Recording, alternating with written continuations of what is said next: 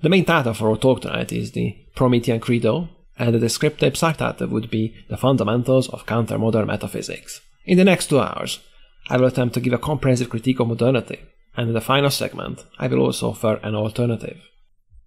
In total, there are 6 segments, which are partitioned into 2 one-hour talks. In the first hour, I will talk about what modernity offers, then about the phenomenon known as entropy, and I will close up by a brief overview of the various religious attitudes. After a short break, I will go into a more in-depth analysis of the values of modernity, with the main focus on equality. Then I will move on to the closely related concepts of otherness and conflict. And finally, I will conclude our session tonight by describing a particular state of mind, which I have termed the falling star. First segment, the dialectic of modernity. So why are you here? I'm hoping that you're here because you are searching for answers and looking for alternatives to modernity and modern attitudes to life. A couple of years ago, when I was just still finding my way, I came across this article in a newspaper. And this picture depicts the enthroning ceremony of the head of the church at Canterbury Cathedral. You see, the highlight of the event were these African dancers who led a colorful procession through the cathedral, accompanying the ceremony. Then I've seen this image, and this one really got to me. I just kept wondering what was going through Charles's mind. Just look at his facial expression. What was he thinking? What's the meaning of this? Or this, you've probably seen this sort of cultural material on campus. These are clearly part of modernity, but what does this really mean? How do these form part of our narrative? Another expression of modernity, Conchita Wurst, the infamous bearded woman who won the recent Eurovision Festival. Change, what does this mean? Change you can believe in? Believe in what change? A change to where? Just where are we supposed to be going? So what is modernity? Modernity is a worldview. And since this club is about challenges to modernity, we must first summarize what this current world is about now. What it is that modernity offers. What is the narrative of modernity? So if modernity was a person, a fictional dialogue between modernity and you would go on something like this. You would say, I'm mistreated despite I am the center of the world. Modernity would say, your worth is equal to everyone else's. You again, I'm oppressed and exploited. Modernity would respond by, you will be liberated. And you would say, I just want to be happy and enjoy myself. And modernity would conclude by, the whole world was created for your leisure. This dialogue plays out in many different formats, but it all comes down to this. I'm entitled. The world owes me a living for just having existed. And from this dialogue, a story develops. In order to expose the narrative of modernity, we must first extract it and state it in explicit terms, so that we can later contrast it with the alternative. I found this comment on YouTube somewhere, and I'm going to read it out at length because I feel that it captures the essence of modernity surprisingly well. The world we live in is both fragile and strong. We as a people need to come together and set aside our differences. Judge not by our outward appearance, but who we are inside. We can build a better world and a stronger world if we all come together and connect with one another to form an unbreakable bond. A bond that cannot be broken by greed, intolerance, fear, or hate. A bond that is forever and is driven on the principles such as freedom, equality, love, and happiness. So what are the selling points of modernity? What are its key values? I have actually highlighted them, and these would be freedom, equality, and happiness. I'm going to systematically deconstruct these values in the second hour, but for now, let's just accept them at face value. I've used the term narrative before, but what I really mean is a religion. We'll talk more about religions at the end of this hour, but for now, let's just say that a religion is just a story. It has nothing to do with dogmas or worshipping the Holy Father. It's just simply a story to the world. How the world came to be, how humans popped into existence, and ultimately what we are supposed to do. It gives people a role to act out in this cosmic play. So that is a very broad definition of religion, and I think everything that is a comprehensive view of the world is a religion, which includes not only narrow-sense religions such as Christianity, but also Marxism, liberalism, and of course all forms of counter-modern ideology as well, including the talk that you are hearing right now. So every time I use the word religion, don't confuse it with the theistic definition. I never mean people in robes. What I mean is just simply a worldview. So we have seen the primary values of modernity, but every good story needs a conflict. So what are the supposed challenges for modernity? What are the elements of the story? Tyrants, rebelling against an empire, against tyrants that want to take our freedom away, like those seen in the Hunger Games or Star Wars. We must rebel against their authority, And this usually also represents a sort of rebellion against fate or destiny at the same time. And then there are these evil rich people, hedonistic and decadent, who seem to serve no useful purpose at all. All they seem to do is to selfishly keep their ill-gotten wealth to themselves and hold the poor back. And only because of that, for no other reason, there is still inequality in society. Because of course, as you all know, we are all born equal, so that really must be the only reason. And then finally, the worst crime of all, oppression. Oppression of the other, which is a crime twice over, because we are all supposed to be the same, so there is not supposed to be a room left for an us and them. Once you overcame these obstacles, what does modernity promise? Well, you will be equal to everyone else, of course, but actually not even equal, special, equally special. You will be free to do anything. You can pick your gender, your sexuality, your class, even your race. Even if you're completely incapable of looking after yourself now, you will be never alone. You'll be looked after. And to pay for all that, there will have to be an infinite growth and economic expansion to foot the bill. And to top it all off, there will of course have to be an end to all human conflict and poverty. And all you have to do is to wish it so, to believe, to close your eyes and believe in change. So it's all about me, my rights, my entitlements, compensations for having to endure this oppressive reality. The crazy bit is that modernity promises this to every single one of us, that we'll be all made equal, free and happy. At the expense of everyone else, of course, because resources, including money, love and happiness, are finite. And as such, they are a zero-sum game. Giving something to someone means taking it away from another, so it doesn't quite add up. So then you have to ask, how is this going to be possible? How is modernity promising to deliver this? It all comes back to modernity's approach to reality. That reality will be whatever you wish it to be. That is specifically, that there is no objective reality, no truths prior to man. Everything is relative. Everything can be understood in terms of rationale, processes of the human mind. And this is not actually scientific reason as it is frequently misunderstood, but rather the reasoning of the human mind, that is, what is inside our minds, rather than what is outside. Reasons outside of man, prior to his consciousness. Modernity says that everything originates in our consciousness, all of our motivations naturally, but maybe even reality itself. If you don't look at the moon, then the moon doesn't exist. We will return to this point a bit later. So what are the implications? This of course means that there is no higher purpose, that everything is arbitrary and most likely to be a joke. Nothing should be taken too seriously. And since reality is all subjective and plastic, we can ultimately reshape reality into this fantasy land, where all of those things can become true. So what's the problem then? Well, of course, the only problem is that none of this is possible. You can't achieve that. You can only lie about it. And that is pretty much the message of modernity. It is to be dishonest. It is to lie. To replace the real world with a world of lies, deceit, and falsehood. The best way to illustrate modernity's approach to reality is through the metaphor of cosmetic surgery. Cosmetic surgery is supposed to make you more beautiful. But what is the true nature of beauty? What makes beautiful beautiful?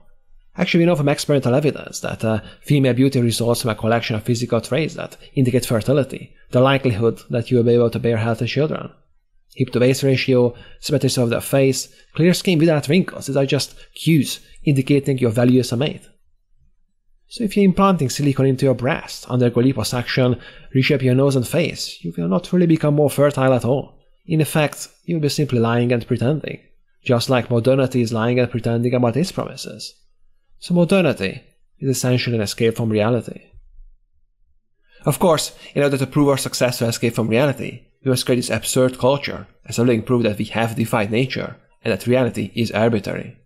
This is the purpose of all modern art and culture, to degrade and ridicule, to demonstrate that everything is a joke, so we might as well have a good time and pretend that we are equal, free and happy.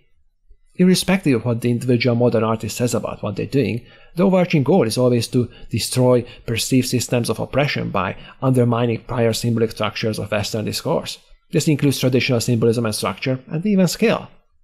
Let's look at a few select modern art pieces. What does this mean? There is actually an unspoken taboo in modern art towards the so-called representational art, and you may wonder why that is. You see, art that requires no skill and no talent will equalize everyone, and with that, you have appeared to achieve your prime goal, equality. Deconstructivism, post-structuralism, automatic drawing while your eyes are closed, or you're simply throwing paint onto the canvas randomly, these are all designed to create a sort of freedom in disorder and chaos. Another goal achieved. Freedom in chaos is a point that we will revisit during the second hour. In total, all of modern art serves a purpose to prove that reality can be deconstructed and that nothing is objective. Well, looking at it from that angle, these sort of things makes perfect sense. This piece is titled The Holy Virgin Mary by Chrysophyli. In case you can't see, these are basically cutouts of pornographic images with Mary painted with elephant excrement. My Bed is a work by the British artist Tracey Emin. No further comments needed, I think. And now you know the true meaning behind this timeless masterpiece. So modernity has this need to prove that this is indeed happening. This is change, that we are making progress. We are progressing towards escaping the shackles of reality. Cultural expressions are simply a manifestation of this. So returning to this picture, we have our answer now. It is so absurd, so unnatural, that it really proves that we have actually progressed to this stage. We have successfully defied nature. Charles is probably not consciously aware of this, but subconsciously he must know that this is the next stage of progress. So we have established that modernity is primarily about an aversion from reality. But this just brings up more questions. Why is it so? Why are we running away from reality? The short answer is that because reality is not arranged the way we would want it to be. It is not consistent with freedom, equality and happiness. But why is that so? Why can't we be all free, equal and happy? What is the ultimate nature of reality that makes it so unpleasant? This next segment will be about entropy and the meaning of life, which will hopefully answer some of these questions. So about entropy. Let's have a quick look at the history of the universe, or place in it, and also discover the meaning of life in the process. The promise of modernity in one sentence is to make each and every one of the fragment views of reality to be if it was the real thing, to replace objective reality with our subjective perception of reality. How come? To find that, we'd actually have to go back quite far. This picture was taken by the VMAP probe, and this is the infant universe, and what you can see is, while it is remarkably homogeneous for what it is, it's not quite so. There are signs of asymmetry and chaos appearing. And why is that? All things break down, but people don't like this and tend to regard these as unfortunate accidents, just like this wine glass falling onto the floor. Like if it was avoidable, maybe you could do better next time. You see, when slowed down, this certainly looks avoidable. You may think it didn't need to be that way. If you could have just paid more attention and didn't make that one bad move, you would still have your iPhone or pen or glass of wine. However, consider this. The truth of the cosmos is that it's in a constant state of entropy. Everything progresses from a state of relative organization and structure to a less organized state with a lower energy level. Then there's also this process must be a universe of complete and perfect equality, where all that remains will be null and void, and dead and cold. But why is that? Consider the sandcastle. There are only a few ways in which you could organize sand particles to make up a sandcastle, but there is an almost infinite combination of ways in which those very same particles would be just total chaos. Due to the error of time, a sequence of events can only go forwards and never backwards. And since any change is overwhelmingly more likely to result in a less organized state, this constant flux isn't just simply permanent change, but permanent decay. In other words, as time goes on, entropy increases. Time is a product of entropy. Scientifically expressed, it's called the second law of thermodynamics, which expresses the phenomenon that the universe tends towards maximum disorder. The direction of all spontaneous processes is such to increase the entropy of the system plus its surroundings. And this law applies to everything. There are no exceptions. So what is the meaning of life? It's a hard question, but just like in a mathematical problem, when you can't solve it outright, very often you just have to rearrange the equation. So if you rearrange it, and this is what you get, meaning of life is what is life? What does life do? You take energy and stuff which is more organized, you use it to maintain your body, and then release it in forms of excrement and heat, thereby also increasing entropy in your surroundings. But you maintain your organized state just a little longer. We are remarkably good at this, but eventually there is no escape from entropy. This is a source of tragedy, Greek tragedy, that everything is temporal, that things don't last. The beauty of the most attractive woman will be destroyed by time. This is because we are not external to reality, but we are part of it. We are no exception to the rule. This time-lapse was taken over a period of 25 years. You can just see the effects of gravity as it drags down your skin. Your bones get more pronounced, your eyelids drop, you lose hair. You're just very slowly consumed by entropy. And of course, this process doesn't stop at a ripe old age. I cannot overemphasize the importance of this concept.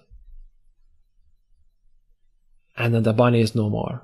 He has returned into nothingness. The source of suffering is the inevitable death and decay of ourselves, our minds and bodies, that our existence, a unique event in time, will never be repeated and will be lost in this infinite decay. The source of sorrow is that the world is not the way we wish it was so, but it will be something perfect we wanted to achieve, or the unreturned love of another. The problem is always the same. The real problem is that we wish that the world was as if we idly imagined it, rather than how it actually is. Now, let's introduce you to my main original contribution to this talk tonight, and these are the concepts of awakening versus counter-awakening.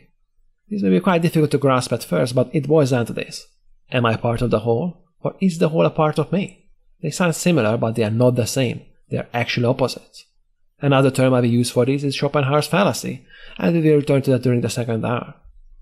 So what is the state of mind of an awakened person? Well, it's basically to realize that there is an external, objective reality, and that you are only part of it. This is what scientists would call the empirical truth, data, discovered through experimental evidence. It's simple as that. What about the other one, the counter-awakened? It's a little bit more tricky. It just says to reduce reality to your perception of reality, and we've actually heard that before. I'm a visual person, so perhaps a diagram will explain this better. Red means the individual self. So in the awakened state, the individual feels that he is part of the whole, and as he is also part of everything, he can feel that he is a continuation of everything, therefore he is one with God. Whereas in the counter-awakened state, the individual denies everything beyond his perception, and reality is reduced to the perception of itself. The individual believes that reality only exists inside his mind. So in other words, counter-awakening states that the universe doesn't exist, whereas in awakening, it's you who don't exist, or at least a separate entity. To illustrate the counter-awakened state further, I think the camera obscura metaphor explains it quite well. The camera obscura is a primitive camera which works like this. You have this darkened box, and there's a small hole in the wall there. The light goes through there, and the blurry, inverted image of the outside world is projected onto the opposite wall. This is actually how even modern cameras work in principle. And someone in the counter-awakened state would mistake this distorted little image for reality itself, even though he's just inside this dark box which represents his mind. It is to deny the extraneous origin of this image. What is very deceptive is that you do feel and would describe this experience like that you are part of the entirety. But actually what you're feeling is that the entirety exists only inside you and that there is nothing outside, which is a perfect inversion of the truth. It is so close that I would argue that original alleged legends were simply mistranslated and got lost in the translation. This position is stated explicitly in solipsist or existentialist philosophy. This philosophy states that man is an existence that precedes his essence, and that man must invent himself and the world as he goes along. The ultimate truth in existentialism is that the only thing that we can be sure of is what we think, that is absolute truth for them. External things are always suspect and likely to be false. And since, of course, we're experiencing everything through our senses, you may argue that there is no way to prove this either way, but of course, you would be wrong. There is actually one way in which an honest existentialist could prove that he really believes this. What method might that be? Any guesses? It's actually quite simple. All you have to do is to jump in front of a train or to shoot yourself. If you are right, nothing will happen to you. You will just simply be able to reinvent yourself or imagine yourself out of that situation. But of course, these noble philosophers like Sartre never put this theory to the test themselves. Because of course, existentialism doesn't really believe in itself. It's actually about something else entirely. This argument could be had on many different levels. Political, legal, even on the level of quantum physics. Because if there was a physicist here today, he could say that hold on, you are wrong. Since science has shown to us that on the quantum level, due to quantum uncertainty, reality is random. Because a subatomic particle can be at two places at the same time, and what's worse, its position seems to be determined by the fact that you are looking at it. That is, the moon only exists if you are looking at it. And that since everything is built on subatomic particles, that must be the ultimate nature of reality. I was actually quite worried about quantum mysticism for a while, as it appeared to give these sort of ideas a certain scientific credibility. This view actually exists explicitly. It's called biocentrism by a scientist named Robert Lanza, an early pioneer of cloning. What he said was that reality ends and begins with the observer. He believed that the universe is just a figment of our imagination, and he justified his views via quantum uncertainty, which is more or less a scientifically based solipsism. There are many different variations on the same theme, but they all basically come back to the idea that reality somehow breaks down on the quantum level, and that provides us with an escape route. So why can't quantum mysticism save us from reality? Now, there are of course competing theories which state that even quantum particles follow specific rules, we just don't understand them yet, and that on an even smaller scale than the quantum scale, things do go back to discrete zeros and ones. But that doesn't matter, they don't need to. Individual particles may really be just almost entirely random, because all of these theories and experiments deal with either individual particles or just a very small number of them.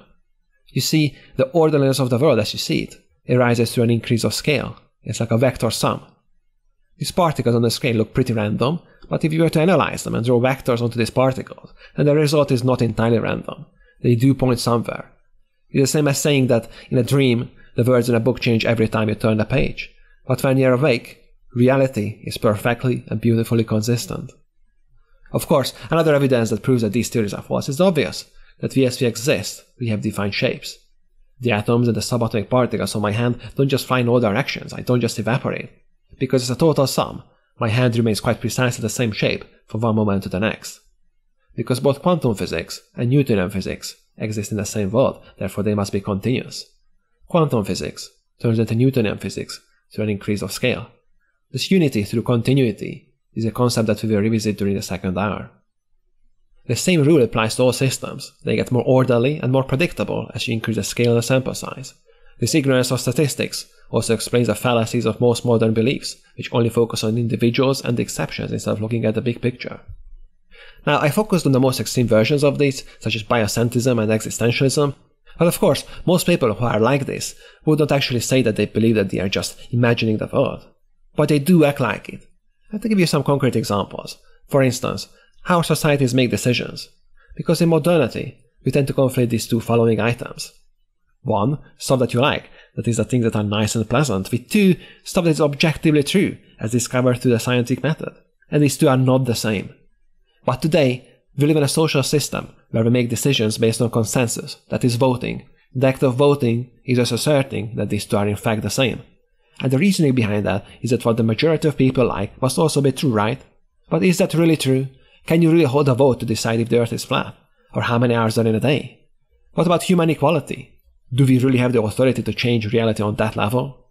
The vast majority of people would actually agree that we are or should be equal. But of course, that doesn't matter at all, because no matter how many people believe in something, the facts will not change, as objective reality just doesn't care what we want. What is really happening is that we are trying to force a subjective perception of reality, or desires and prejudices, onto actual reality. Another general example is when people focus on the exception rather than the rule. For example, when you tell someone that intelligence has a strong genetic component, if they don't deny this outright, then they usually respond with something along the lines that they have known an individual case where this wasn't true, that someone from an average family was really, really smart. And of course there are some, but that doesn't matter when it's not true for the majority of the cases. Or I could cite countless Hollywood movies with happy endings. It's always the same. It's always the same intention, elevating the part above the whole, or the exception above the rule. This inversion of order and hierarchy, which is the true meaning behind counter-awakening. People don't actually have to believe that the world isn't real. It's enough if they act like it. So we talked a great deal about the relationship between the part and the whole, which is actually at the root of all religious ideas. And this will lead us into our next segment, religions and their meaning. As we understand modernity and the true nature of reality better now, let's explore the purpose of religions. The purpose of both classical, theistic, as well as secular religions, which are worldviews, is to respond and to deal with the problems of existence in time and entropy. Let's do a quick overview how the various religions handle this question throughout human history. So I believe that the fundamental principle behind all genuine religious feelings is well illustrated by this picture. These are actually distant galaxies, which means that of course there are billions of solar systems in each and every one of them, and zillions of Earths like ours. And you are one of them. You are this tiny little speck in the cosmos. You are part of the greater whole. That your individual being is just a temporary fold in the fabric of the universe, which will eventually unfold and disappear, like the bunny. And there is only one legitimate way to overcome this existential crisis. The solution is to attach yourself to something greater than yourself, to a worthy cause that will survive you. Therefore you would not be lost when you die, because the world will still go on, that there is something after death. It's just your individual thought is no longer part of it, but your actions still may be. But of course, as we'll see later on, not everyone is capable of this. We will return to this during the second hour. It is quite easy to see that our ancestors would have believed this. After all, early man spent most nights staring up the starry sky and seeing something like this. You get a sense that we are on a ball hurling through space. This view is manifest in primitive nature religions, as well as the Vedantic Indo-European worldviews. So let's return to our overview of religions. The first one we need to look at is early Hinduism, such as described in the Vedas 4,000 years ago. The spirituality was characterized by a sense of unity with the universe, and mankind's cosmic role was to be at balance with this unity by performing sacrifices. The many gods of the Hindu world are simply representations of the multiple facets of one objective reality, which was termed Brahman. You, the person experiencing this reality, is Atman, that is the self or the subjective. In Hinduism, it is said that Atman and Brahman are equivalent. You can already see how this realization will later on be abused. The next period that followed was called the Axial Age. Religions originating in this era were characterized by turning away from this unified view. Not a complete break yet, that will happen later, but religions did become more anthropocentric or man-centered. Buddhism is a representative example of this. It is characterized by a sense of introversion, where individuals mattered more than before, that your pain and your suffering somehow became supremely important, and an escape from samsara, a cycle of continuous rebirth, became the ultimate purpose of existence. Buddhism is still an honest religion though, as it doesn't deny reality as it is. It accepts that the nature of being is one of suffering, and that is due to a sense of loss, which is a function of temporality. Only the gods became corrupted. The ancient Greek gods, and even the Roman ones, were the linear descendants of our Hindu gods, albeit a little bit corrupted and anthropomorphized along the way. But they have retained much of the original essence, and even their anthropomorphic characteristics could be interpreted as allegories of the behavior of the planets and powers which they have represented. They were still original deities, which were taken from us by Christianity, and the tragedy of this cannot be overstated. So entered Christianity 2000 years ago, but of course much of Europe wasn't forced into Christianity up until much later, only after 1000 AD. The dominance of Christianity really signifies the start of the modern era, and represents a sharp downhill in terms of spirituality, where things were finally broken apart. Christianity actually started as a cult of slaves and other rejects of the classical civilization, and their spirituality, that is one of resentment, inferiority, and hatred towards anything masculine and noble, still forms the basis of Christian morality today. It is really quite important to spend some time analyzing the Christian view of the world, as basically all modern ideologies are just simply secular derivatives of the same idea. So let's expose some of the core ethics and morality of Christianity. The most important one is the idea of the Creator, that the universe was created by something that you could relate to, an anthropomorphic God, who of course has nothing better to do than to care about you and if you love him.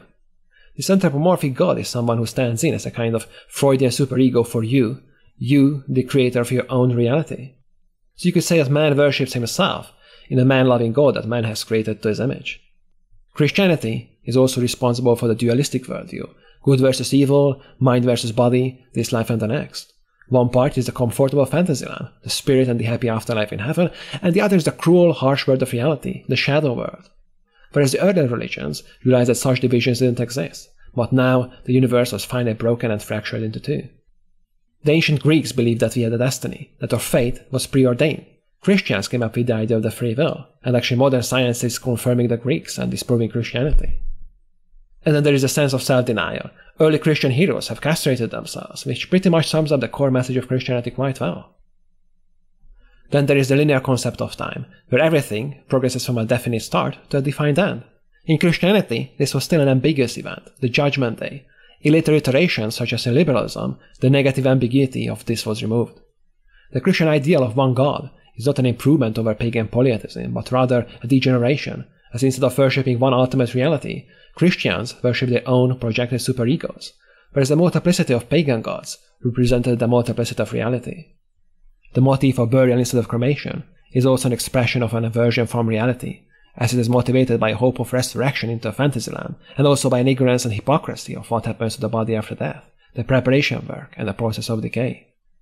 Christian miracles, or prophets who can perform miracles, the meaning of this is that somebody who can defy and break the rules of reality and annihilate it with their personal desires.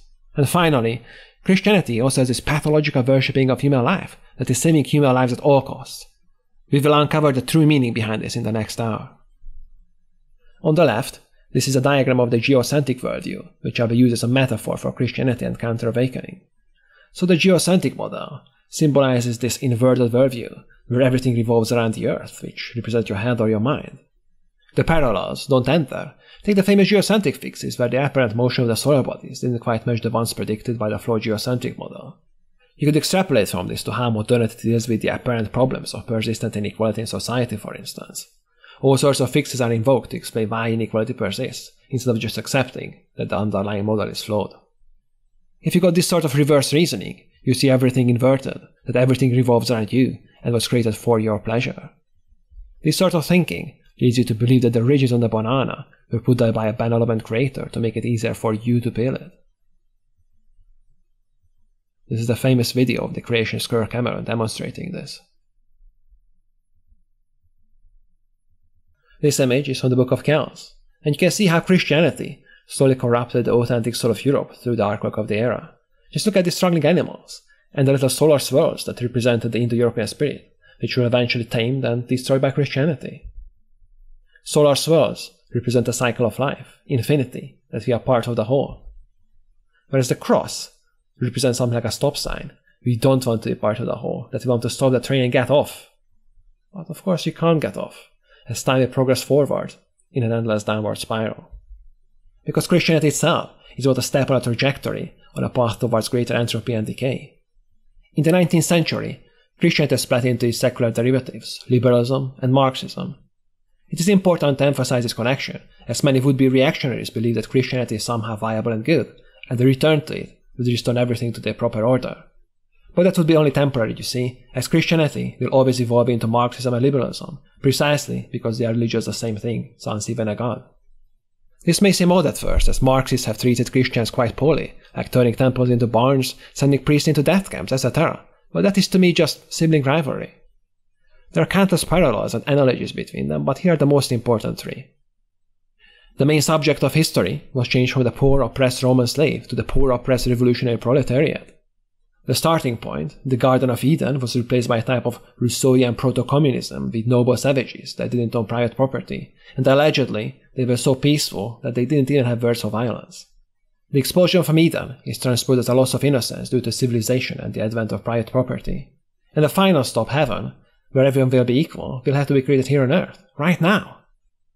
What you will notice is that the goals are exactly the same, except that you have removed the last layer of transcendence.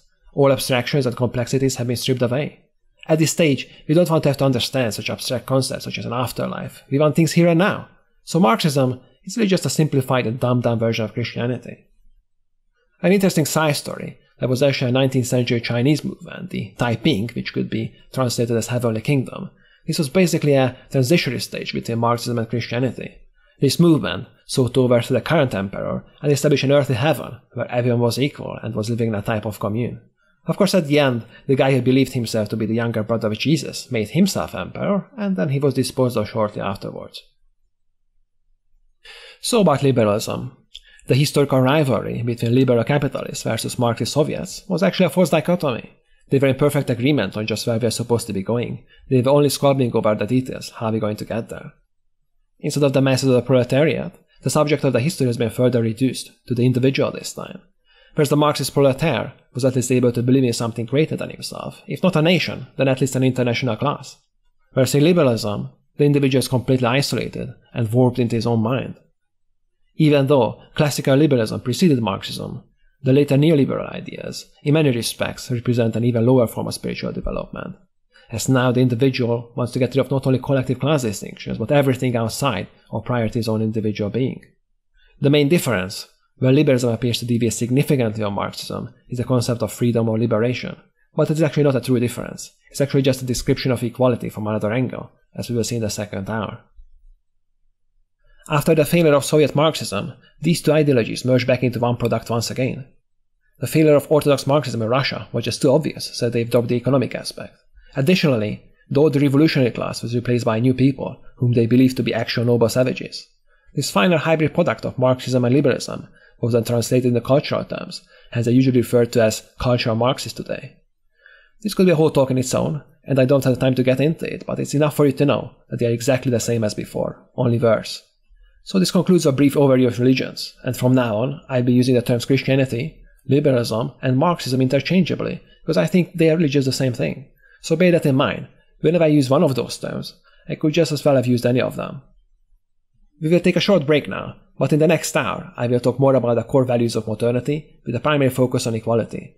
After that, we will explore the closely linked concepts of otherness and conflict, and finally, conclude our session tonight with the description of the Titanic spirit, or the way I've termed it, the falling star. So in the previous hour, we have spent some time thinking about entropy and how the various religions responded to the challenges that it imposed on us. But before that, I've started my talk tonight by exposing modernity and its primary values. But I haven't really delved into the true meaning of these values. What does happiness, freedom, and equality truly mean in reality? The first of these concepts I'm going to tackle is happiness, as it is the least important. So I've seen that one of the ultimate goals of existence, according to modernity, is the ideal of happiness and pleasure. So what about the value or the worth of happiness? Surprisingly, the refutation comes from modernity itself. There is a thoroughly twisted modernist movement which is called anti-natalism. What their argument boils down to is that since the ultimate purpose of life is happiness, it would have been better for all of us not to have lived at all. And that is because the total sum of our experiences will by definition have a negative balance. And that is because in addition to all the negative events, the pain and the suffering that we will endure in our lifetimes, at the end we will all die. And with that, all our positive experiences will be null and void. Which means that the best that we can hope for is a zero, that is to not have lived at all.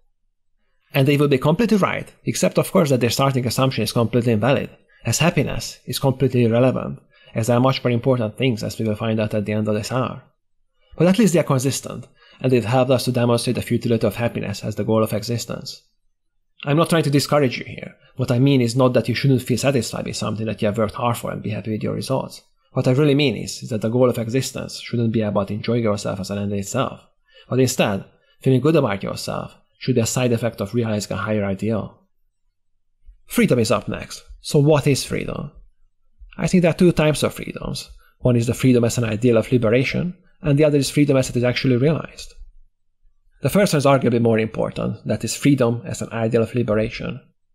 This I would argue amounts to freedom from reality, that is an escape from reality, and we have seen that before. A practical expression of this usually means heredity. This is why genes scare liberals, as they know that we will never be truly free from this reality, as our DNA binds us here, that we will never be able to become a truly spiritual or cultural beings, disconnected from our biology. So this type of freedom, as we have seen already, is actually impossible. And what about the second type? Freedom that we did actually achieve. Freedom as realized. To be able to free to do what you enjoy. Now, I think that it's just simply not that valuable. It's actually nothing to be proud of. Because as you have seen it with the Sandcastle, free actions are overwhelmingly more likely to result in the creation of disorder than that of order. Just think about the average timeline of a Facebook profile, or the Twitter feed of an average person. That is freedom realized. It is just junk data, noise that drowns out any signal that may be still out there. Creation of noise like that is just a plain manifestation of entropy. Now we have to deal with the question of equality. What is the true meaning of equality? It should be obvious at this point, but let's state it explicitly. It means that the world is not real, because you exist inside your mind, and that there is nothing real outside. And of course, if there is nothing outside, and that everything is you, then by definition, that also means that you are equal to everything in a sort of singularity. That is the true meaning of equality, that there is no external reality. And in this sense, as you can see why freedom and equality are just the two sides of the same coin, because they both amount to the same thing, they are both about an escape from reality. The ideal of liberation says that we could just reshape reality into this fantasy land, whereas the idea of equality proposes that reality could be reduced into a singularity with the observer. This is why it's the greatest violation of modernity to deny human equality or freedom, because you are violating this most sacred principle, saying that there are external things to you, things that are prior to man and to his consciousness. So what is the goal of equality? I've actually heard this during an undergrad biochemistry lecture. We were told that a living organism's metabolism is only at equilibrium when it's dead. That is, when a living thing no longer feeds on negative entropy. So you see, the goal of equality must be death, because it is a will into nothingness. And this actually manifests itself in most egalitarian societies eventually. Just think about the 100 million killed in the Soviet Union, Maoist China, or Cambodia. But the best case study for egalitarian projects, which is also the most relevant for us today, is I think the Jonestown and the People's Temple project. This was Jim Jones. He was a religious leader in the 1970s who combined the teachings of Marxism and Christianity to create a utopian, egalitarian community for European and African Americans. They moved to a commune in South America where they tried to realize a utopian Rousseauian society where everyone was equal, free and happy. But because they were in fact trying to create a fantasy which cannot exist in this reality. When this realization sank in, they basically committed mass suicide by drinking a soft drink called Kool-Aid, which was laced with cyanide. Here are some of the excerpts from the suicide tape transcripts which describe the moments just before the suicide. The mother protested against the proposed suicide by saying, "I look at all the babies, and I think they deserve to live." Jim Jones responded by, "I agree, but what's more, they deserve peace. If we can't live in peace, then let's die in peace. We didn't commit suicide, it's an act of revolutionary suicide, protesting the conditions of an inhumane world." And here they are, at peace finally, and in perfect equality, because you can only be equal in death. And that is okay by me, they made their choice. But the problem is, of course, is that not everyone was willing to become equal. Some were forced to. See that little girl there? She's being led into equality. That nice lady on her left is encouraging her to become equal. She probably murdered her later that day. I would like to think that if she was given a choice, she probably wouldn't want to be equalized. But the children were simply led into their deaths, and the adults that changed their minds were forced to die by other men with guns. And here are some of the clips from the full documentary, Jonestown, The Life and Death of the People's Temple. They actually went and lived the Rousseauian dream. Everyone loves everyone.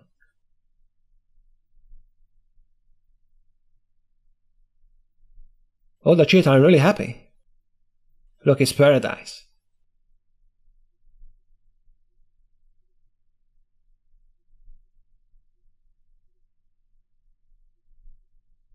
The fist in the air, the fist in the air.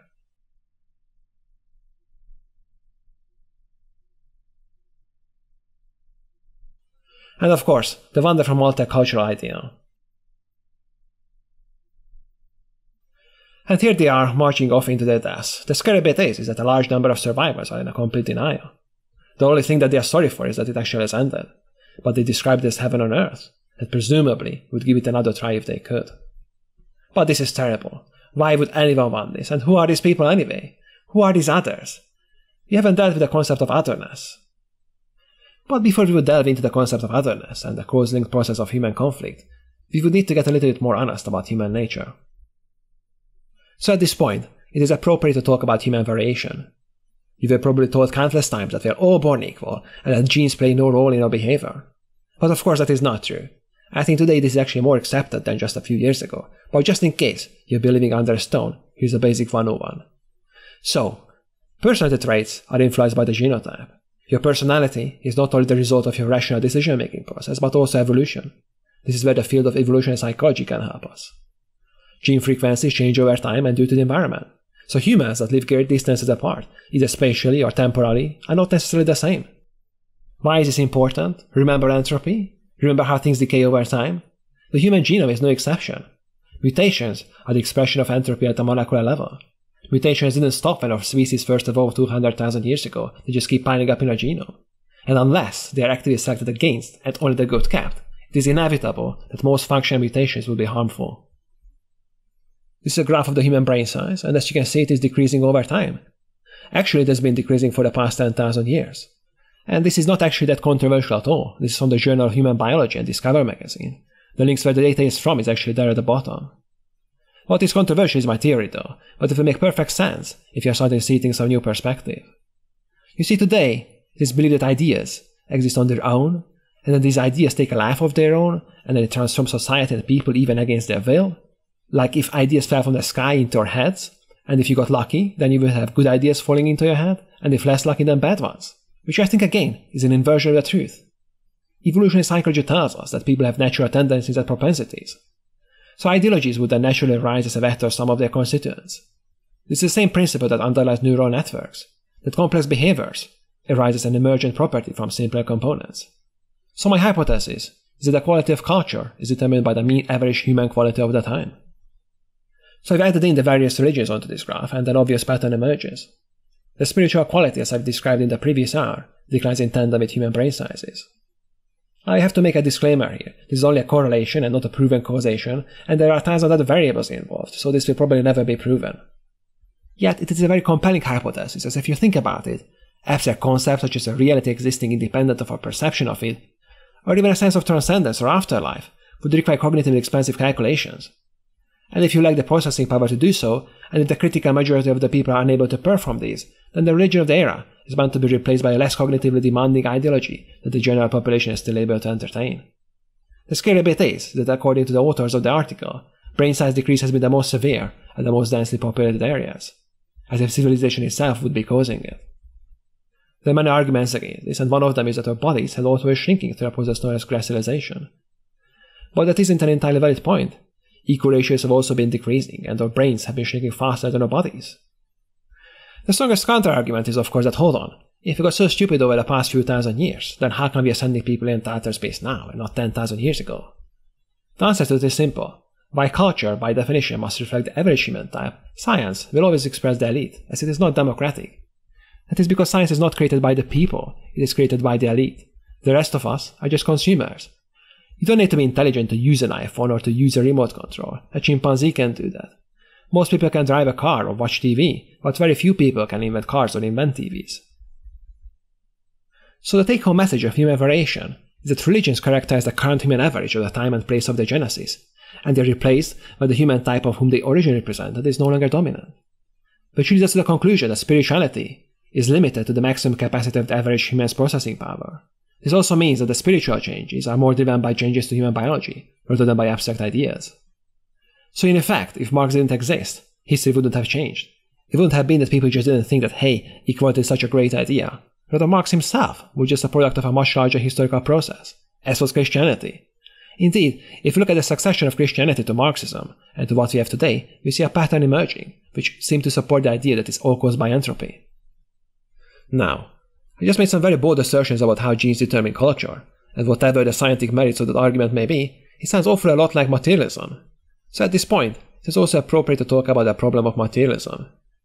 This goes back to the age-old argument of mind versus matter, because of course, genes versus culture is exactly the same dichotomy, except that you have scaled a problem to the population level. And of course, as we have seen it, this had its origin in Christianity again, in the form of the spirit and the body dualism. So superficially, it would appear that what I'm advocating is a type of scientific materialism, that I'm trying to reduce our incredibly complex art, culture, and spirituality, even our religions, to something as shallow and empty as a DNA sequence. And the scientific method is indeed inherently reductionistic, as you can only understand reality by breaking it down into simpler components. But this of course appears to leave scientists stranded on a materialistic worldview, and they are liable to be accused of being narrow-minded and lacking a holistic vision. The scientific method does attempt to reduce everything into numbers, molecules, and cells. And for this reason, when they ask the question, is there more to life than just pure matter? Most scientists don't know what to say. And if scientists have no soul, then they can only have the body and cannot offer society any useful guidance when it comes to the matters of culture and the spirit. And for this reason, scientists are only allowed to exercise their power over reality to provide for our bodies by creating consumer technology and medicine. Which will unfortunately leave all the spiritual authority with the charlatans, who of course, since they have no connection to reality, they are liable to drift away into a fantasyland. I've called them spiritual charlatans because that's what they are. But if that's true, then where does that leave us? Do we have to choose between the mind and the body? Can't we have both? But these are all actual false dichotomies. We don't need to choose either or. Because mind versus body, good versus evil, quantum versus Newtonian physics, these are all false dichotomies. I'm not saying that spirituality can be reduced to biology, but instead that biology and spirituality form a continuum and cannot exist separately. What is happening is that all of this form a smooth gradient, a continuum. Just the same way as quantum physics must turn into Newtonian physics on a larger scale, and the consciousness is an emergent property generated by the sum of 100 billion neurons in our brain. You cannot reduce reality to the behavior of a single electron, the same way you cannot reduce your mind to the action potentials of a single neuron. But at the same time, you also cannot think of them as separate that can be broken apart. This is really quite problematic, and again, it all goes back to the issue of the relationship between the part and the whole. During the first hour, when we talked about counter-awakening or solipsism, I've said that modernists try to reduce reality into the perception of reality of the observer. But there's more to this, as of course, we are all sentient beings, so even if we believe that it's all about me, we are still aware of all the negativity, the unpleasantness, and the pain that we experience during our lifetimes. It looms over our horizon like rain clouds. The modernist solution to this is by ultimately hoping to reduce everything into a singularity with the observer. In the meanwhile, all the negative things are banished and externalized in the most extreme dualistic fashion. All the negative aspects of life are said to be of external origin. Individual responsibility is completely removed, as all problems of human society are said to be due to oppressive patriarchs, exploitation by capitalists, or just general social alienation. All negative human behavior is said to be learned, never intrinsic, which of course removes all agency and therefore blame from everyone. So it is like a singularity in dualism, where all the good and the bad aspects of the world are completely separate from one another, but at the same time in a complete singularity in their own category. Everything that is good is reduced into a singularity with the observer, and everything that is bad is reduced into a singularity with the external world, which of course we hope to do away with at the end eventually, which is a very infantile view of the world. This is really the key, because modernists assert either duality or singularity, whereas our side, we assert neither. Instead we believe in a continuum, which is a concept that we will explore shortly. So we've established that there is a biological basis for human variation, which will help us to accept that at least from a scientific perspective, we aren't all the same. We said a few words about false dichotomies in an abstract sense, but we will need to tie these two together to be able to deal with the question of otherness when it applies to other humans. We have talked about this in the very first segment. Remember the oppression of the other, which was the worst crime according to modernity, especially since according to modern thinking, the other is not even a valid category. So the question is, are there others who are external to us, or are we all part of the same unity? Now this is a question that is very difficult to untangle, as I've just said in the previous segment that since we are all part of the same objective reality, surely there must be some continuity between us. Some modernists may argue that there may not be any room left for the concept of the other, right? To illustrate this problem, I'm going to use Schopenhauer. He was a 19th century German philosopher. Basically, amongst other things, this is what Schopenhauer said. Since we're all part of the same reality, we are made up of the same energy force, therefore harming or killing others would be like harming yourself, like a snake, biting on its own tail. He got this from Buddhism, but I've read translations of a Hindu religious book, the Bhagavad Gita, which also purport to make this same point. Buddhism is dodgier, but the Bhagavad Gita is actually a legit piece of religion, and it is simply a mistranslation, as you will see later. So this killing others like killing yourself argument is basically identical to all non-violence arguments made by Marxists, liberals, and Christians. This is where the idea of the sacred life comes from. This is why Christians are so upset at the thought of losing any human life, as they are selfish and feel that they are losing themselves. The end to the world, as liberals believe that we are the cosmos, so when you close your eyes for the last time, then that's like turning off the lights in the universe. The Bhagavad Gita is basically a war story between two factions of a clan, and it deals with the problems of existence and the role and duties when it comes to war and conflict with others. This illustration presumably depicts the moment when the protagonist Arjuna realizes the true identity of his friend as one of being Krishna. Schopenhauer's fallacy from the mistranslation of the Bhagavad Gita goes like this. You should not hurt or kill anyone, as that would be like hurting yourself, as Brahman is everywhere equally. Remember Brahman being the entirety. Properly translated, however, it actually says, just because you see that we are all part of the same reality, the ultimate consciousness is not degraded. This means nothing of the sort, right? Which makes sense, as the book is about a fratricide of war, reassuring the protagonist that killing is okay. But it just illustrates how easy it is to mistake one for the other. But then what about the liberal argument? If we are all one, then there is no distinction between us and the other. All we need to do is to awaken and realize that we are all brothers. The modernists would argue that if you deny the common brotherhood and the equality of all men, then it will be you who denies the unity of existence. It's actually a really confusing yin-yang effect.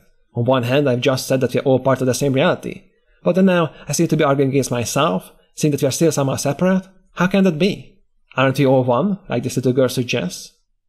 This onion skin pattern is actually quite common to the difference between counter-awakened and awakened states. On one layer of the onion, I say what they say on the other layer, but they are misaligned. So how do we untangle this? This is actually identical to the common misinterpretation of the equivalence between Atman and Brahman, because we are not one, we are not identical, we are not equal, but rather we inhabit the same reality, but have unique features which differentiates us. This actually defines reality with a specific shape. Without this, reality would be featureless. Reality could only be one if it was a completely indistinct singularity.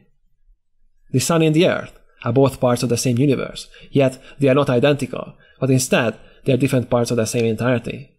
So the allegation that by asserting difference and of sameness would amount to deny the unity of reality, that is in fact the reverse of the truth. This goes back to the Kamara-Oskara view of the world that I've talked about during the first hour. This is why it's possible to discriminate, which is just another word for differentiation. That is saying that you see the world as differentiated, which is a philosophical basis for the crime of discrimination, that is asserting that someone is another. This is why it's considered immoral to call out someone and say that your kind did this, or people like you, because with this, you would be violating this most sacred principle of non-otherness. So since we have established that in true reality there are others, it becomes possible to hurt them. So there is another, and it is possible to tell who they are, to discriminate. And this leads us to the problem of violence and death, and how it involves us and those others. So what is violence? Violence, I would define as rapid change. That is, an object undergoes violence when it undergoes a rapid transformation. Today, we live in a culture where the glorification of violence is considered a crime, and we are meant to aspire to live a life devoid of violence, of world peace. But of course, the problem is that life and existence are a series of rapid changes. You come into this world violently, you undergo a series of rapid changes, and then more likely than not, you end your life the same way. Wanting to live life without violence is a desire to live life without life, or not to live at all, a will to non-existence and nothingness. A goal of world peace is like equality, non-achievable, and at a fundamental odds with life itself. People will only be peaceful in death. Here the Kool-Aid drinker example is relevant again. So some may argue that what I'm saying is dangerous. They say that we should avoid dangerous things, because dangerous things can cause pain and suffering, and may even result in death. But of course, these are the very things that are distinct for all of us, and in fact, none of the above can ever be avoided. As these things are like life itself, running from them amounts to running from life, which is of course futile, as there is no escape. So it is okay to accept violence then, but what about death? It is, as we have seen, it is completely and utterly inevitable. But what about the meaning of death? Can death have a positive value? According to liberal thinking, it cannot. Death is always experienced as a tragedy. But according to counter-modern thinking, death may be meaningful, and the non-existence of something or someone may be a positive thing. So death is okay also. And now we have arrived at the most difficult and sensitive of all topics, that is the act of taking the life of another. According to liberal morality, this is almost always a bad thing, the ultimate crime, because in the counter of vacant, inverted worldview, every time a liberal is forced to kill someone, he's destroying the universe. The cult of human rights take this argument to the next level by saying that not only we don't have the right to kill anyone, but we actually have the duty to keep everyone alive, and that they are entitled to a whole host of rights and privileges just for having existed. But of course, the problem is that in order to survive, we have to actually kill. We use our money to finance the killing of animals, either to eat them or to use their bodies for various products we use for day-to-day life. Christianity attempts to address this issue by saying that animals don't have a soul. Whereas modern liberals say that they have a simpler nervous system and therefore they have a reduced level of consciousness, so we aren't really turning the lights off. But of course, the greatest difficulty is when it comes to taking the life of another human. Here also, we are all killers. Our tax money is actually spent on financing wars that go on in the world at this very moment, and therefore we are actively participating in the murder of a large number of people. Liberalism tries to get around this by saying that killing is only ever permissible as an act of self-defense. And this of course is a very difficult proposition, as wars are very rarely truly self-defensive, especially when we are defending ourselves with preemptive strikes abroad. Here, the attempted explanation really breaks down. Usually wars are justified as righteous wars, humanitarian intervention, wars for human rights, or against oppression. And of course, the best excuse is a fight against evil, or a war to end all wars. These excuses look increasingly less and less convincing. So let's turn to the Bhagavad Gita to see what it says about the matter. As the forces of nature work, people rush towards their doom of non-existence. That everyone dies anyway, even if you don't kill them. It is an illusion that you would alter their ultimate fate in any way. So in plain English, the cosmos does not hurt itself by killing someone, it just simply feeds on itself. Think about galactic collisions, supernovas or the Big Bang. The universe does not end itself just because two planets crash into each other. The same way, animals kill and feed on each other since time immemorial. As we've seen from the classical text of the Bhagavad Gita, our position in contrast with the Christians will be very different as we start from different origins. We are okay with this, as we realize that creation and destruction aren't a dichotomy either, but rather they also form a continuum. We view humans as part of a larger external reality, and we are part of that reality, and that reality is filled with violence and death. The universe can be a violent place. Stars are all very violent beings. When they explode in meganovas, the scale and the magnitude of that violence is incomprehensible by the human mind. And it is actually from these very events that the creative forces were released, as all planets are made from star stuff. As they say, creation and destruction always go together. Black holes consume whole stars. As I said, the universe feeds on itself, and that is okay, that is how it was meant to be. Consciousness is not a value in itself, as it is an illusion. It is only ever useful if you use your individuality to achieve great things. You are not the center of the universe, and therefore should your story end, the universe will still go on. Therefore the killing and removing someone's consciousness is on principle not more of a moral failing than a bear eating a salmon in an Alaska river. So we established that in reality, people are not all the same, and the concept of the other is in fact a legitimate one. The most useful practical tip I will share with you tonight is that ideas are not independent entities. They cannot originate or even exist in a vacuum. Ideas simply represent the vector sum of a characteristic of a people, or just their author if it's an individual philosophical verb. You should always value the person and the idea at the same time and look for overlaps of interest. People do not argue with ideas. People argue with their identities. When someone says, I agree with you, it is literally meant like that, and not that I agree with your ideas, but literally with the person. It is in fact impossible to avoid ideas that do not serve your identity. People aren't rational agents. We use our intellect for post hoc rationalization of self-justification. Morals are nothing more than the expression of an identity. You will believe they good and moral whatever serves your interest, and the same way, whatever is contrary to your interest will be considered immoral and evil. The fact that modern morals are what they are doesn't mean that they are intrinsically valid. It only means that the critical majority's interests are served by them. So there was some fighting in the past, and even some killing. But that was the past, right? Maybe we have moved on. Maybe we have progressed to a more enlightened age. And in the future at some point, all this fighting and killing should just stop, right? Can't we just all get along, live side by side and aspire for world peace? Surely, all this fighting must be just some cosmic mistake or a misunderstanding between us. Can't we end human conflict once and for all? So why can't we just get along? What's the source of all of this hostility? We are hostile to those whose interests conflict with ours. But why would their interests be in conflict? Perhaps it's better to approach this question from the other end. Who are our allies? What makes our friends? Our friends, generally speaking, are those that we share our goals with, and that is a result of shared ideas. But where do ideas come from? Well, we have just talked about it. Ideas come from identity. The more identity we share, the more our interest will be aligned. The more similar we are, the more likely we will have common interest. People from the same in-group will be natural allies. So returning to the source of conflict and hostility, we have our answer now. A difference in identity creates a difference in interest. So if you are different, and there is a specific issue where our interests are opposing each other, then we are in a state of active conflict. If there is no current issue that we disagree on, then we are still in a passive state of conflict, even though we may still cooperate on unrelated issues. What is important to realize that even when there is no current disagreement, we are still in a passive state of conflict. It is just simply not expressed. It lies dormant, but all that is needed is a catalyst or a spark, because conflict itself is just when difference is given expression. Let's look at an example. In a post-apocalyptic world, like after a zombie outbreak, I scavenge a ration of food somewhere, and I will have to decide if it's in my interest to share this precious resource with someone. The most commonality that I can have with someone is of course with myself. It is impossible for me to have a conflict of interest with this person then, because we are in singularity. I share everything in common with him.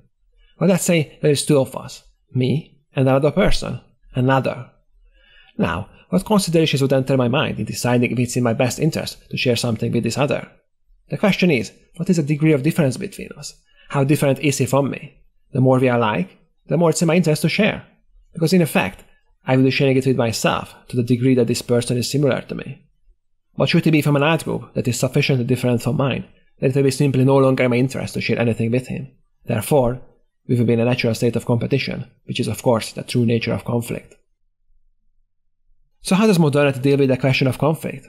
The same way as it does with all the other problems we have seen so far, that is to pretend that it's actually not there.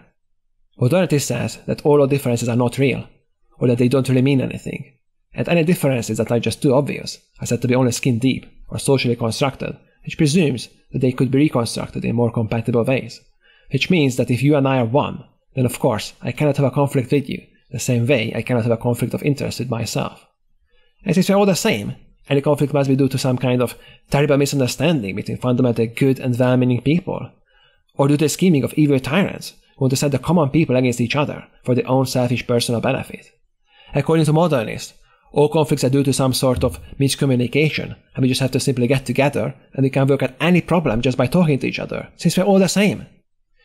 As you can see, the one thing that is beautifully consistent in modernity is how it lies about everything that is important to the human condition. But if you're honest, you will have to accept that since there are others, and these others can also be different to us, therefore conflict seems to be like an inevitable part of life. Hate is not the cause of conflict, therefore. It is simply a realization that you are in conflict with someone different. Therefore, getting rid of hate will not stop conflict, just the same way treating symptoms will not cure disease. But is conflict really an illness? Is it a bad thing? I think not, because conflict is just another word for competition, which is a process by which the competitors improve themselves, which is how evolution works. And this of course means that stopping conflict would also stop improvement at the same time. The entire recorded history of mankind is just a long list of dates of various wars, revolutions, and all the other conflicts we have been through.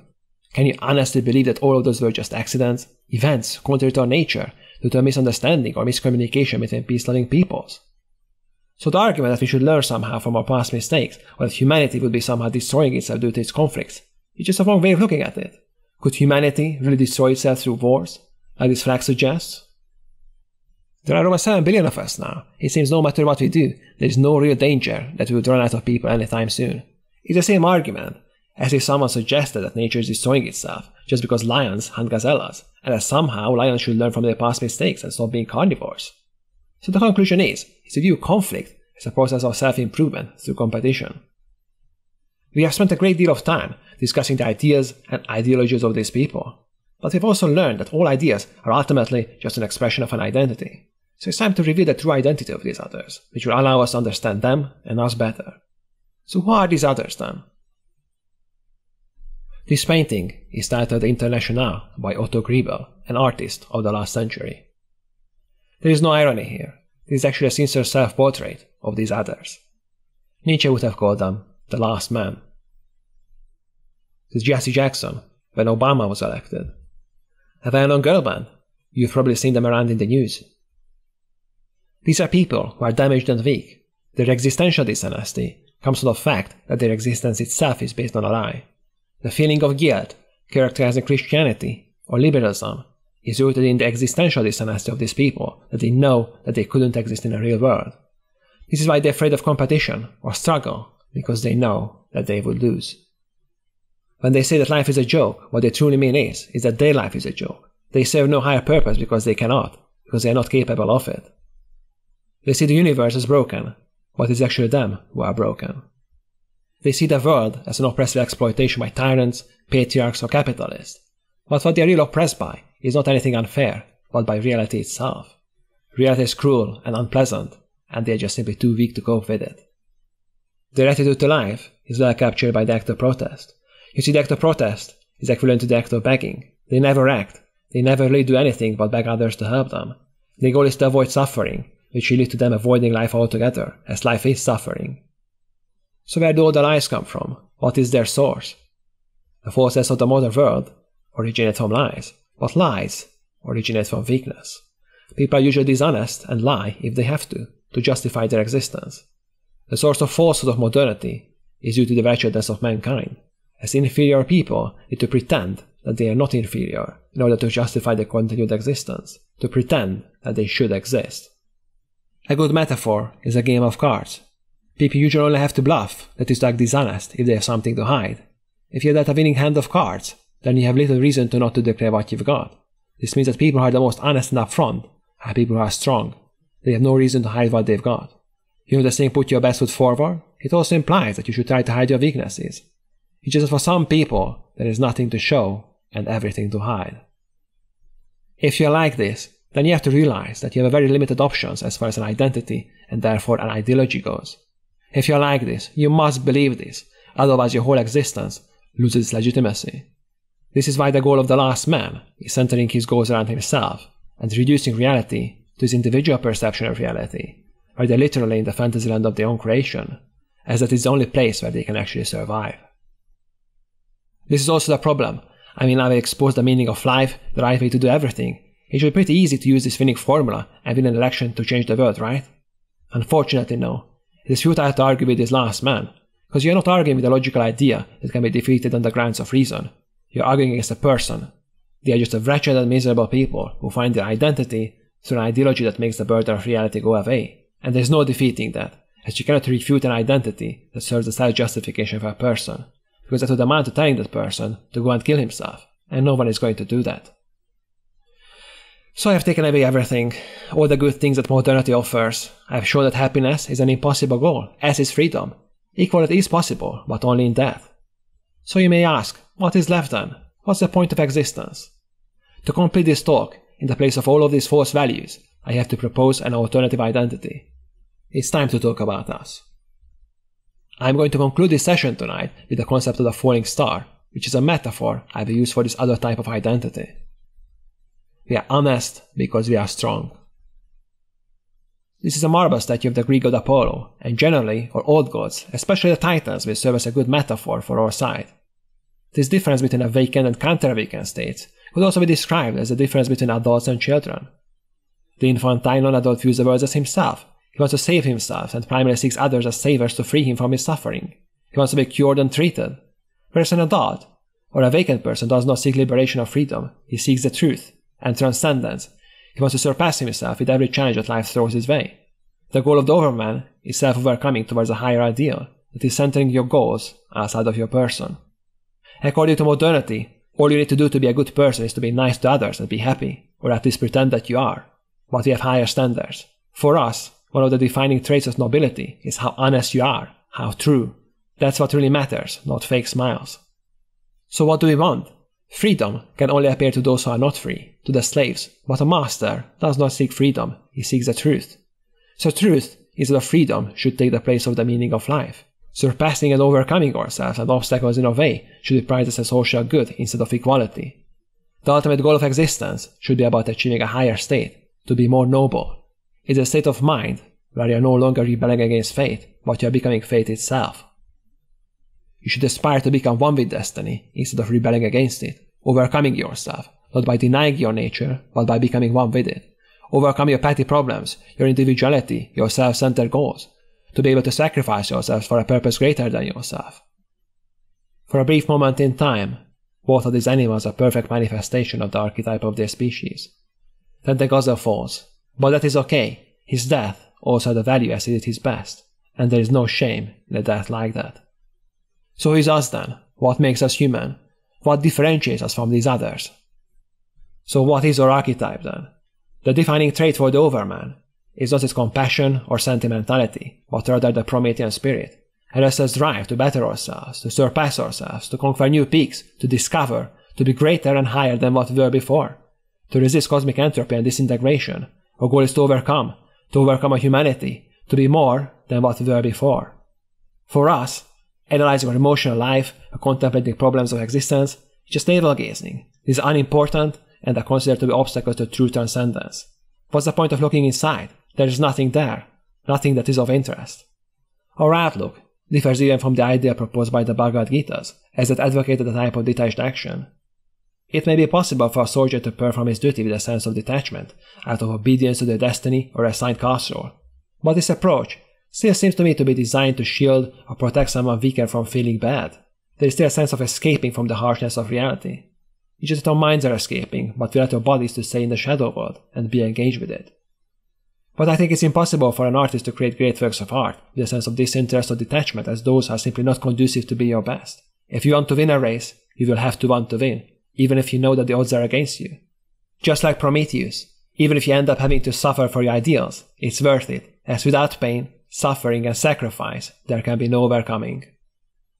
It's like falling in love. It's impossible to fall in love with a sense of pious detachment. It's just barely better than avoiding love altogether out of fear of rejection and pain. Detached action applied to love would be like falling in love without falling in love. The ideal of the highest nobility is not an emotional detachment from our actions to escape pain, but rather the acceptance of the inevitable pain resulting from those actions, as well as the acceptance of unquenchable thirst for more. I believe that the Titan Atlas also captures the essence of our being. He bears the weight of the entire world on his shoulders, yet he doesn't yield. He bears it as he is strong. Instead of trying to escape from suffering by either self-deception or distancing our emotions from the world, the more noble approach is to endure suffering for a higher ideal. You should not personally wish to become God, nor should you even wish to see the world which we want to create. We would be far too inferior for such a perfection, and would only be blinded by its brightness. We would not belong to such a world, since we are just a step along the way to the Overman. It is not possible to go through life as a Titan from birth to death, even if you are the perfect Overman right now. When you are younger, you are naturally inclined towards counter-awakened ideas, as those are essentially infantile. But as you go older, become stronger and more accomplished. If you are our type, then you will turn towards awakening. However, as you get older, you will decline back into counter-awakening again, as your mind and body will get slowly consumed by entropy. This is why your ancestors prayed that they will meet a glorious end on the battlefield, rather than to die as a frail old man. That is the hope that death will take us long before that, and we will return to nothingness. To burn up is the burning out. To those that want to take it easy and relax, this may sound harsh. But look at it this way. You only have a few short decades, a very limited window to achieve anything, and after that, you will have a whole eternity to rest. The ideal is to manifest the perfect essence of our archetype, push it further while we are still here, and then go out with a bang. This is where the metaphor of the falling star comes in. While we are here, we should aspire for an existence at our peak, like a falling star, because when you realize that with each day you are hurled towards non-existence, and that you are given a limited amount of time, you will do your utmost best to surpass yourself while you are still here. Our goal is to overcome our humanity, to become more than what we were before. Our existence is but a fleeting moment in time, less than a blink of an eye, and we ought to be like a falling star, burning through the sky while we are here. You see that? You should aspire for an existence like that in time. Instead of burning out, burning up in our existence, to be true to ourselves, to fulfill our being, and then go out into nothingness, before our falling star would hit the earth.